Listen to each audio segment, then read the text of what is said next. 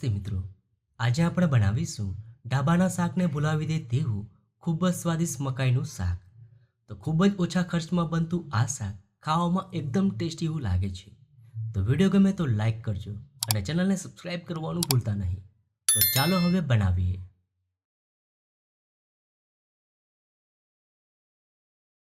તો પેનમાં ઉમેરીશું 2 ટીસ્પૂન ઘી. હવે તેમાં ઉમેરીશું 1 કપ મકાઈના દાણા અને હવે દાણાને ઘી સાથે 2 મિનિટ સાતળી લઈએ. આ રીતે મકાઈના દાણાને ઘીમાં સાતળવાથી શાક ખાવામાં ખૂબ જ સરસ લાગશે. તો અહીંયા મેં 1 કપ મકાઈના દાણાને ગરમ પાણીમાં થોડી હળદર સાથે બાફી લીધા છે. તો દાણા સારી રીતે સતળાઈ ગયા છે.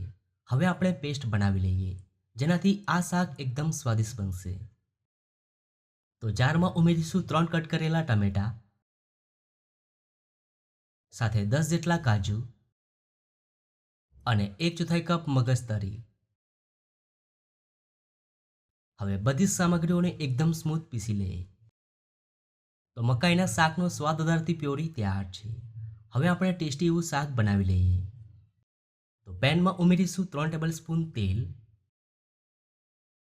હવે તેલ ગરમ થાય એટલે તેમાં ઉમેરીશું અડધો ટીસ્પૂન જીરું, 1 ટીસ્પૂન આદુ લસણની પેસ્ટ અને 1 ટીસ્પૂન લીલા મરચાંની પેસ્ટ ઉમેરી એકવાર મસાલાને મિક્સ કરી દઈએ.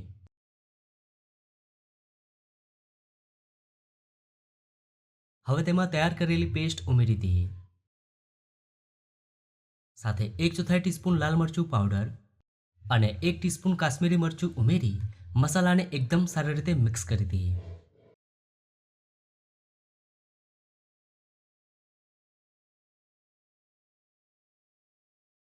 હવે મસાલામાંથી તેલ છૂટું પડે ત્યાં સુધી થવા દઈએ. તો મસાલામાંથી તેલ છૂટું પડી ગયું છે. હવે તેમાં અડધો કપ પાણી ઉમેરી દઈએ. સાથે 1/4 ટીસ્પૂન ગરમ મસાલો, 2 ટીસ્પૂન કોથમીર અને હવે એકવાર મિક્સ કરી દઈએ.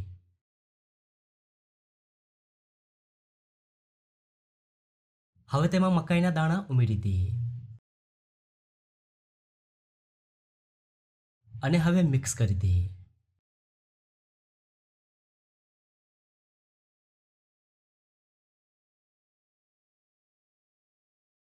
અને હવે શાકને 2 મિનિટ જેવું થવા દઈએ.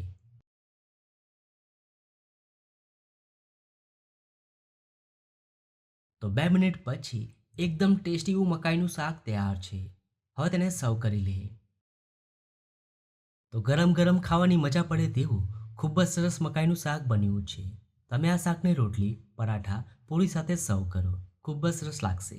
તો તમને આ મકાઈના શાકની રેસીપી કેવી લાગી? જો રેસીપી ગમી હોય તો વિડીયોને લાઈક અને શેર કરજો.